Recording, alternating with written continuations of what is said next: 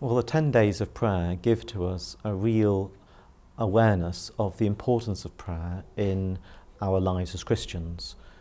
Prayer being the foundation upon which really our lives are built.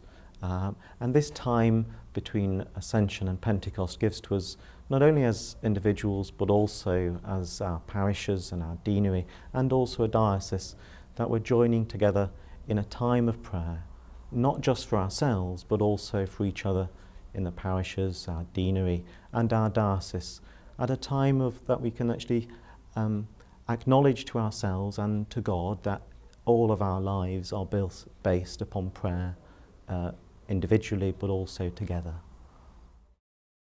In our busy lives, it's important to find a space and a time for God to be with us in prayer, because prayer is a real dialogue.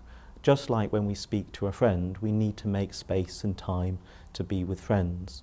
And as an ordained priest, I find it invaluable that morning and evening I'm aware that I'm going to be in church and saying prayers. So at 8 o'clock in the morning, my day begins in prayer, and I know hopefully this evening at about 5 or 5:30 this evening, I'll be in church in a time of prayer, making space for God in prayer.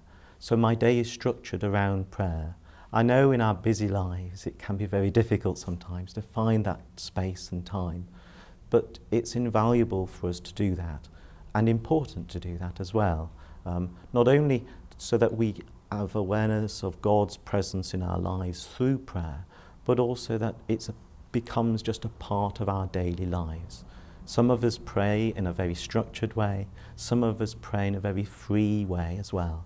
So even just travelling down to Rotherham this morning, what I did was just said some prayers in the car coming down. It's a way that we just find ways in our daily lives to pray. I myself enjoy and find a great deal of support and guidance in my life through my prayer life morning and evening. So my life is structured around prayer. I know from speaking to my colleagues across the deanery that all of the different churches in the deanery are doing something different, and they are finding their own path as individual churches to actually engage fully with the 10 days of prayer.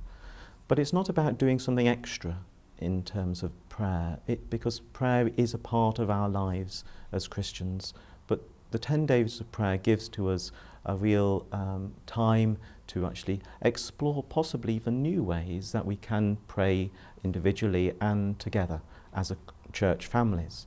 So for example, I know that one church in the deanery is actually introducing having times of evening prayer, Compline, and that's something new for that church.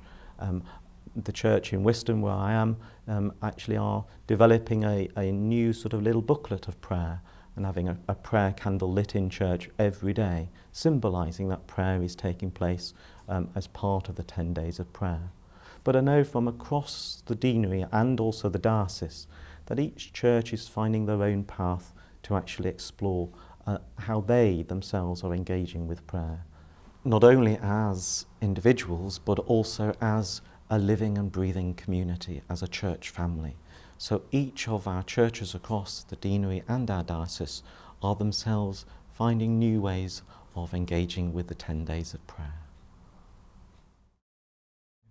Pentecost is a joyful feast in the life of the church, and it's a wonderful time to gather together to celebrate the gift of the Holy Spirit at this time of Pentecost.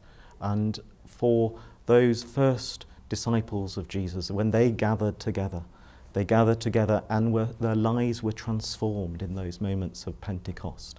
The gift of the Holy Spirit transforming their lives of individuals, but also transforming the lives of them as a growing community. And that's why I love Pentecost. Pentecost is a time of joy that we celebrate the gift of the Holy Spirit. The gift of the Holy Spirit to guide us both individually and as in our local churches, but also across our deanery and our diocese. So it's with great joy and with anticipation that we should build towards Pentecost as a great time of celebration and a time that we are open to be transformed by God's Holy Spirit.